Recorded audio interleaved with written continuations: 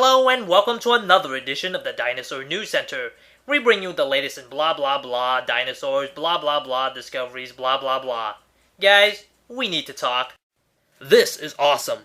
This is what awesome would look like if he had a face. So how come nobody bought this game?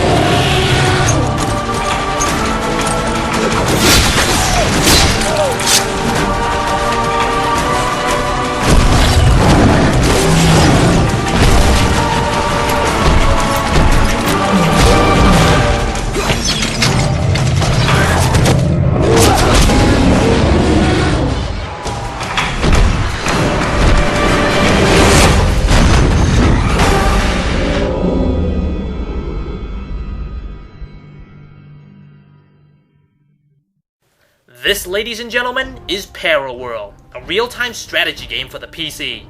This gem was released in 2006 with little to no fanfare. The concept is very similar to Dinoriders, but instead of guns and lasers, this is fantasy-based. Think Lord of the Rings, but with barbarians and ninjas riding on dinosaurs with Gatling guns. So let's start by taking a look at the plot. Okay, I'm not gonna lie, the story is stupid and it makes no sense. It begins with our trio of scientific heroes making some strange discoveries, but they need funding to continue their research. They go to this organization known as the Seas for help. Unbeknownst to them, this is actually the villain. So of course he gladly offers to help by sending them to his secret alternate world so they can foil his plans. Ladies and gentlemen, welcome to Viking Park. Now that's making an entrance.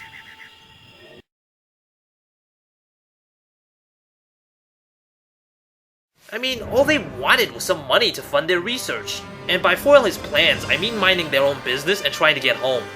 No, this doesn't make a lick of sense. Well, at least our three main characters are a fun and likable bunch. We have Cole, the womanizing geologist, Stina, the tough chick biologist, and Bella, who can yank a stop sign out of a concrete floor to fight dinosaurs. The story is silly and it doesn't make too much sense, but at least it doesn't take itself too seriously. I'm one of those people who can enjoy a bad story as long as it makes you laugh. Moving on to the gameplay, it's a fairly standard real-time strategy game.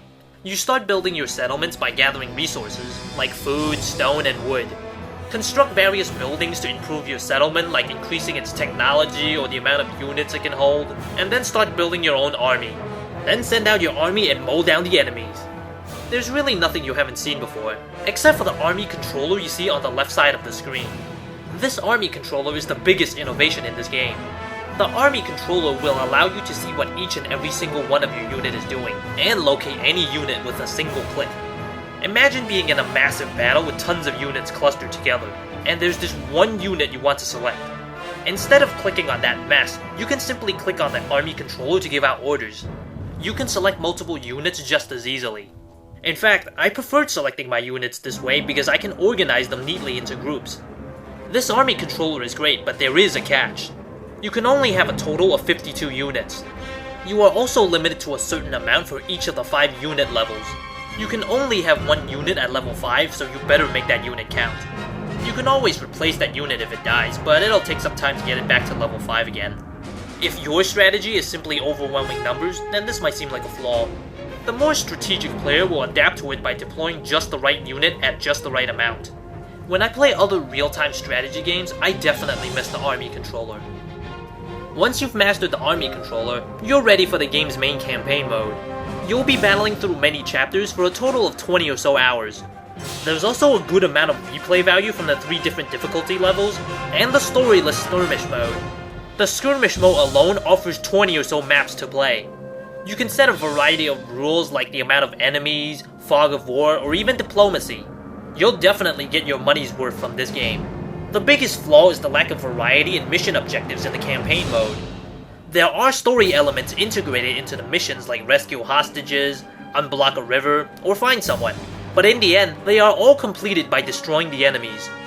In the skirmish mode, there's even a defend mission, where the player has to defend for a certain amount of time to win. It would have been nice to see more of that and even more creative mission objectives in the single player campaign. I'd love to tell you about the online play, but I can't, because there's nobody to play with. As you can see, the graphics are great. Because of the excellent art direction, I personally think the graphics hold up better today than other games in 2006 that pushes the latest shaders. It has the look of an oil painting thanks to the colors and texturing. That said, Paraworld still does have some pretty good tech behind it. You have bloom lighting giving a soft glow to all the environments and creatures. Beautiful water made with animated bump maps combined with environment mapping, Frano reflections, and alpha blending. It even uses dynamic lighting for day and night cycles complete with rotating shadows.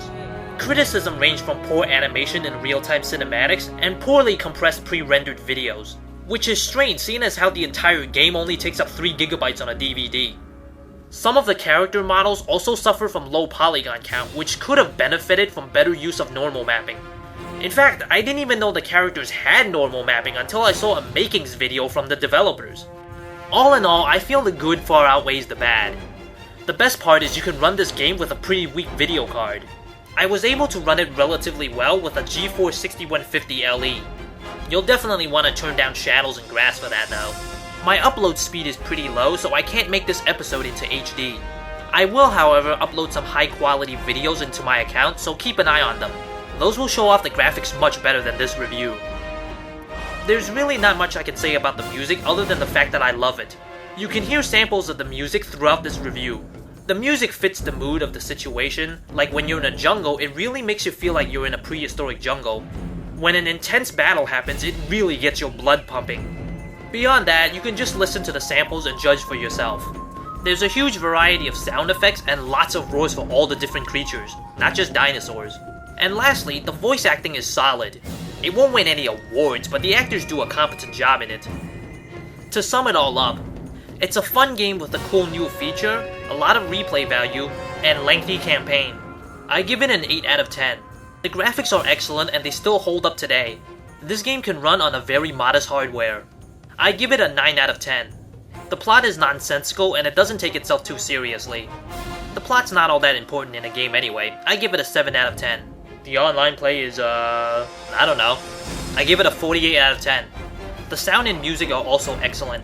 There's a lot of sound effects, solid acting, and lots of catchy tunes. I give it an 8.5 out of 10.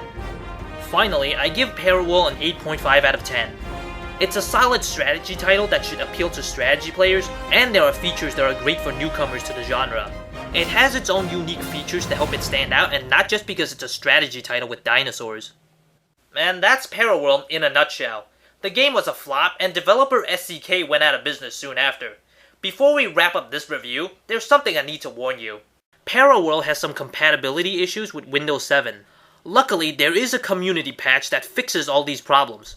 The patches and booster packs are no longer online, but I still have all the files with me and I'll be uploading them somewhere soon. I'll give you guys another update when I find a good place to upload them. There's even an SDK to allow modders to make mods or other improvements into the game. I hope that with this review, I can bring more awareness and renew interest into Paraworld. And maybe some talented modders can make some cool new mods for this game as well. And that about wraps it up for this edition of the Dinosaur News Center. Until next time, this is the Illiterate Scholar signing off.